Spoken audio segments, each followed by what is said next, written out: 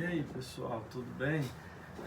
Eu queria falar o livro conhecido, Cristianismo Puro e Simples, né, do C.S. Lewis. Ali ele vai começar abordando questões referentes à existência de Deus ou à não existência, né? E ele vai mostrar para nós que é muito mais lógico acreditar na existência, no mínimo, de uma inteligência superior ou de um alguém inteligente que criou todas as coisas. É muito mais fácil você acreditar que uma mente inteligente está por trás de um processo de criação, com toda a perfeição que existe no planeta, no corpo humano, na formação interna do ser humano, em toda a estrutura, do que acreditar que explosões, que a química de átomos fez com que tudo viesse a existir.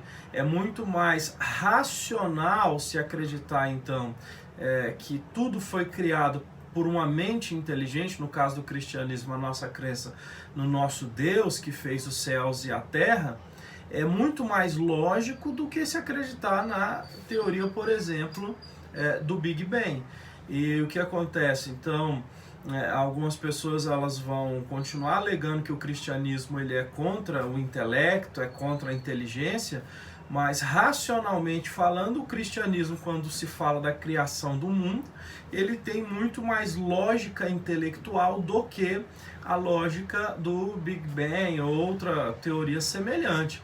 Até porque algumas pessoas querem alegar até os dias de hoje em que essas teorias de criação do mundo por meio de explosões são científicas.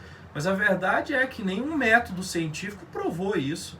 Não tem como se provar que o mundo foi criado através de uma junção de partículas, moléculas e tudo mais, e que uma explosão aconteceu e aí as coisas foram se desenvolvendo. Então, o método científico não prova isso. Então, isso não é ciência. Então, se alguém diz que crê que todas as coisas foram formadas por uma mente superior, que no caso é Deus que criou todas as coisas, se alguém disser que isso é burrice, e essa pessoa acreditar então que as explosões, os átomos e tudo criaram o mundo, nós estamos falando sobre duas ideias.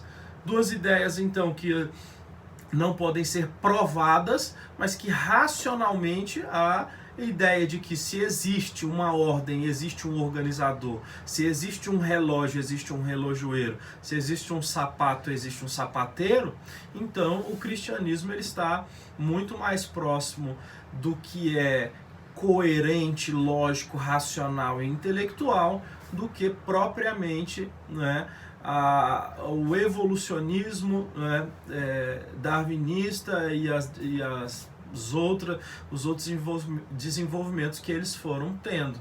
E também o fato de o ser humano ter um senso do que é moral, um senso do que é moral que vai além da criação que o ser humano teve. Existe um senso moral, ético dentro do ser humano a respeito do que é certo e errado que não pode ser negado. Então, se alguém diz isso é errado, ela parte do pressuposto de que ela sabe o que é o certo. Mas como você sabe o que é o certo se ninguém legislou e mostrou a diferença entre certo e errado?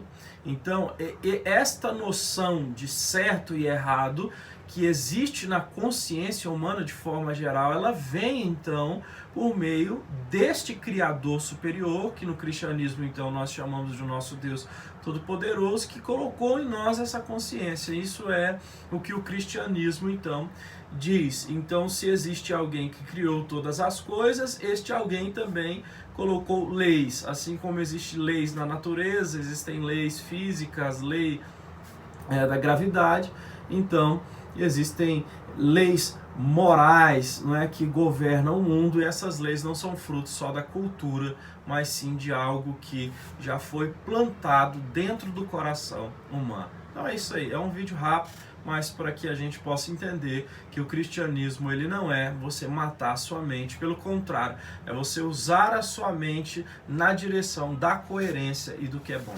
Deus te abençoe.